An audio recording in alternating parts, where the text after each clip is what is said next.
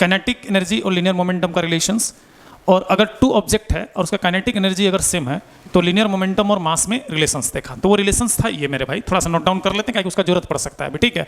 तो हम लोगों ने देखा एक relation P equals to K equals to P square by 2m देखा, एक रिलेशंस, ठीक है, ठीक है।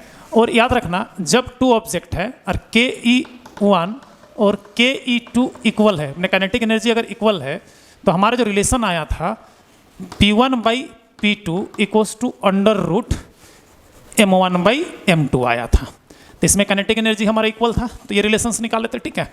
और इससे रिलेटेड आपको न्यूमेरिकल्स भी एग्जाम में देता है, तो ये बहुत ही महत्वपूर्ण फार्मूला है, याद रखिएगा, बहुत ही इंपॉर्टेंट फार्मूला है। चलिए अब इस टॉपिक को हम लोग आगे कंटिन्यू कर रहे हैं, ठीक है। अब देखिए काइनेटिक एनर्जी इक्वल था तो रिलेशन निकल गया। If two object there linear momentum are same, if two object, ध्यान देना यहाँ पे केस 2 की अगर बात करें, केस 2 का, इफ टू ऑब्जेक्ट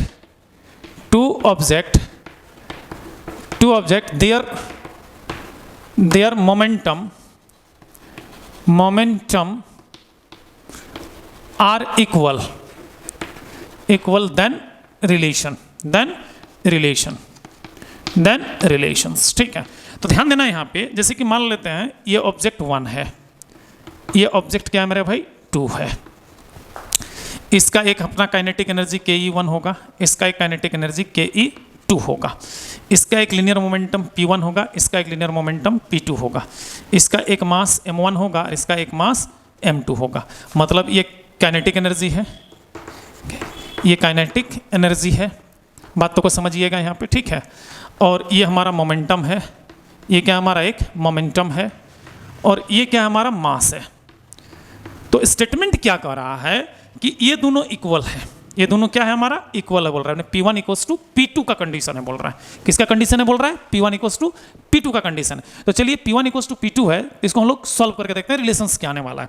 तो अगर आपका क्वेश्चन में P1 इक्वल्स टू P2 दिया हुआ है, P1 इक्वल्स टू क्या दिया है P2, तो एक रिलेशन और देखे थे P इक्वल्स टू, है ना, under root 2m1 into MKe, यही ना पढ़े थे मेरे भाई, यही पढ़े थे।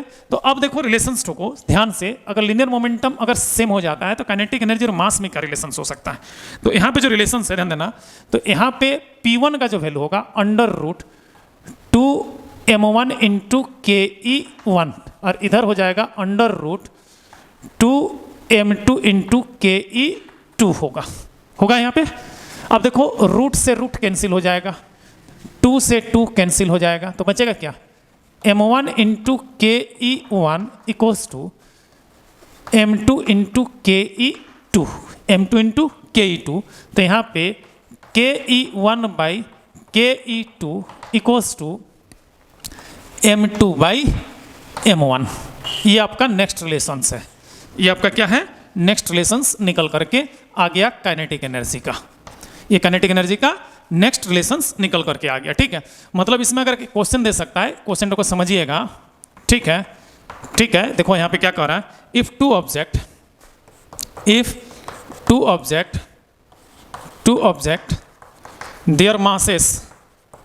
There masses are 3 kg and 2 kg respectively, find the ratio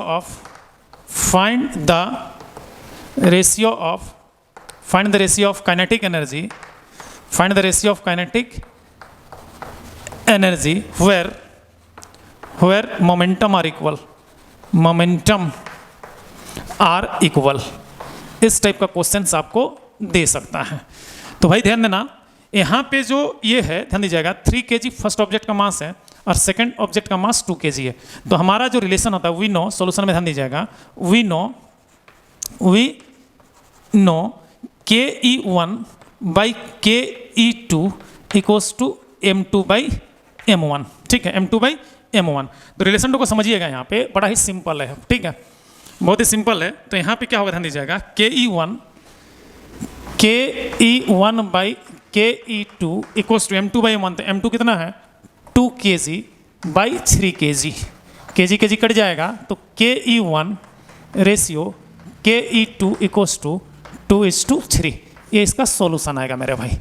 तो इस टाइप का न्यूमेरिकल्स आपको दे सकता है काइनेटिक एनर्जी में। कोई दिक्कत? लंबा हो रहा है? अरे लंबा कहाँ है, अरे करना तो पड़ेगा ना बेटा, नहीं करने से चलेगा बताओ। अच्छा चलो इसको कंप्लीट करते हैं थोड़ा सा, ठीक है। अब देखो यहाँ पे फॉर्म्स ऑफ काइनेटिक एनर्जी की बात कर रहे हैं। ये तो काइनेटिक एनर्जी का देखो रिलेशंस था अभी, ठीक है, फॉर्म्स ऑफ काइनेटिक एनर्जी। तो नेक्स्ट पार्ट है हमारा फॉर्म्स ऑफ काइनेटिक एनर्जी। क्या हमारा? Forms of kinetic energy, kinetic energy, forms of kinetic energy की बात कर रहे हैं। फॉर्म्स ऑफ काइनेटिक एनर्जी, तो काइनेटिक एनर्जी का क्या फॉर्म्स है? तो इसका 3 फॉर्मेट्स होता है। 3 फॉर्मेट्स होता है काइनेटिक एनर्जी का। कितना फॉर्मेट्स होता है? 3 फॉर्म्स होता है। 3 फॉर्म्स होता है। फर्स्ट फॉर्म्स है मेरे भाई ट्रांसलेशनल काइनेटिक एनर्जी। क्या है? Translational,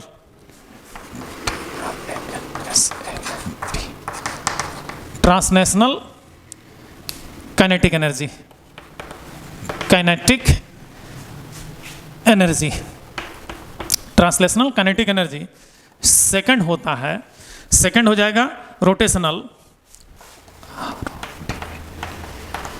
rotational kinetic energy, kinetic energy. और थर्ड होता है मेरे भाई वाइब्रेशनल। क्या होता है? वाइब्रेशनल,